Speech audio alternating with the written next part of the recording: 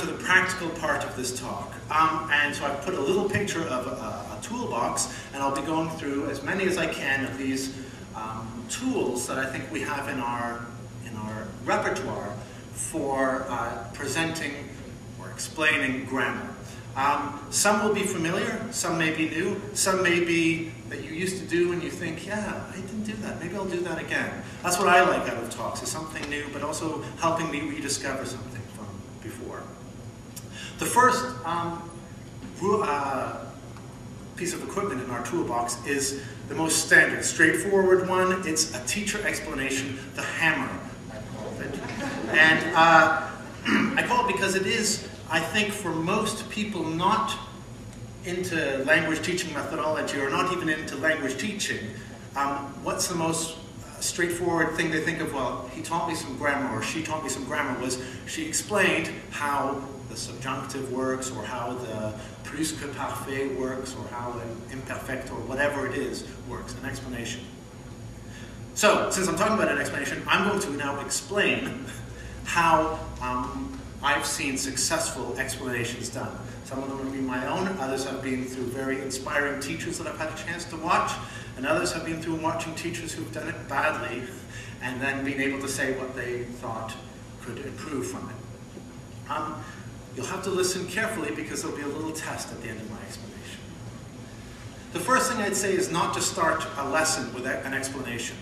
That would be the only sort of thing that I would think in lesson planning would be, if I started my lesson as everyone entered that I was going to explain a grammar rule with nothing else coming before it, it seems to me a little bit of a dry start. So I would prefer to start the lesson another way, warm the students up another way before doing an explanation if it was called for. Explanations tend to be better if they're prepared in advance, especially if it's on your own material that you're making, or a lesson that you've designed yourself.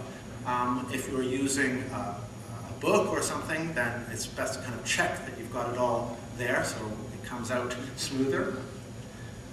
I find that it's easier for my students and myself if I break an explanation into stages and then I show them very clearly. It also offers a checking back.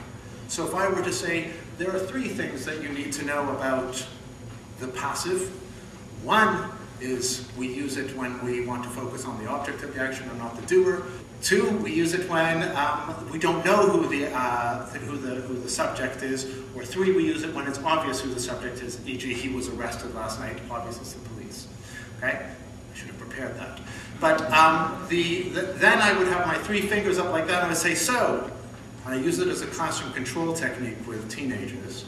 So, Jorge, what was point 1? What's point 2 and point? Keeping it brief as well would be another thing. I think it's important to keep an explanation brief.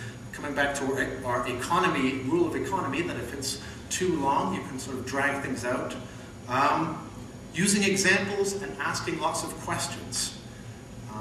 Explanation is supported best by examples in context and by questions, either from you to the teacher, or you to the students, or the students to the teacher. Switching the focus.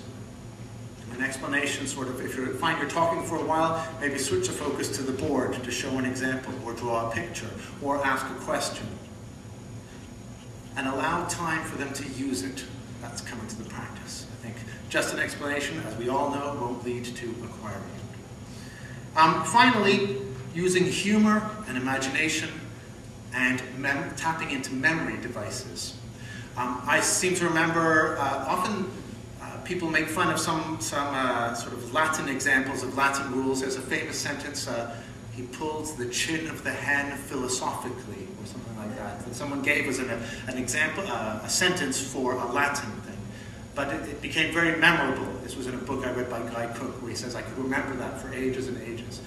Other things are tapping into memory devices. There are several of them in English. The one that jumps in my head is always a spelling rule about field, how you spell field, I before E, except after C.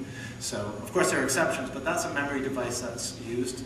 And there's another one, which is, I read, use since to say when something started.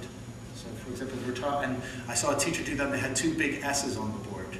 Use since to say when something started. And then they would use that to correct in present perfect type mistakes. So those were my 7 things